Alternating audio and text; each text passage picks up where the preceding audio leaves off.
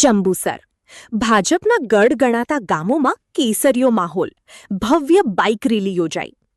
જંબુસર તાલુકાના ભાજપના મજબૂત ગઢ સમાન ગજેરા, વેડજ, પીલુદરા, કારેલી અને કાહનવા ગામોમાં પક્ષ દ્વારા ભવ્ય બાઇક રેલીનું આયોજન કરવામાં આવ્યું હતું. આ રેલીમાં સ્થાનિક આગેવાનો, મોટી સંખ્યામાં કાર્યકરો અને ગ્રામજનો ઉત્સાહભેર જોડાયા હતા. સમગ્ર રૂટ દરમિયાન દેશભક્તિ અને પક્ષના સૂત્રોચ્ચારોથી વાતાવરણ ગુંજી ઉઠ્યું હતું અને ઠેર ઠેર રેલીનું ઉષ્માભર્યું સ્વાગત કરવામાં આવ્યું હતું. આ કાર્યક્રમ દ્વારા ભાજપે ગ્રામીણ સ્તરે પોતાના મજબૂત સંગઠન અને જનસમર્થનનું શક્તિ પ્રદર્શન કરી આગામી રણનીતિના સંકેત આપ્યા છે. 15 કહાનવા જિલ્લા પંચાયત,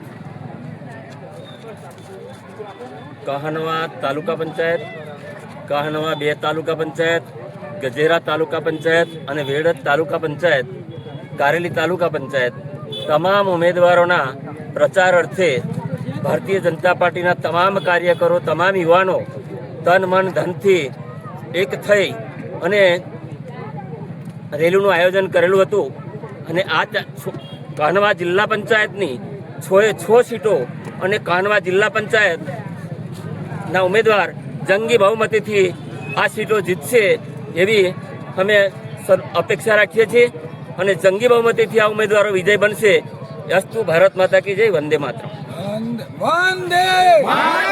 આજ રોજ કાહનવા જિલ્લા પંચાયતમાં અમારા જિલ્લા પંચાયતના ઉમેદવાર દિનેશભાઈ રોહિત અને એની નીચે આવતી અમારા તાલુકા પંચાયત સીટો, એમાં ગજેરામાં મહેન્દ્રભાઈ પરમાર, કાહનવા 2ની અંદર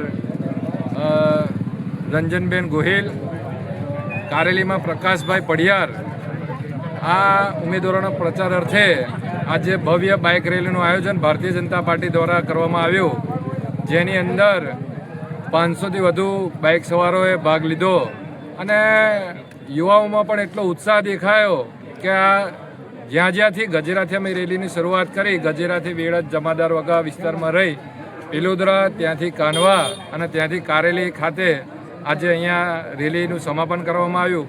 પણ દરેક જગ્યાએ મતદારો અને કાર્યકરોનો અભૂતપૂર્વ ઉત્સાહ એ કહે છે કે અમે આ બધી સીટો જીતીએ છીએ.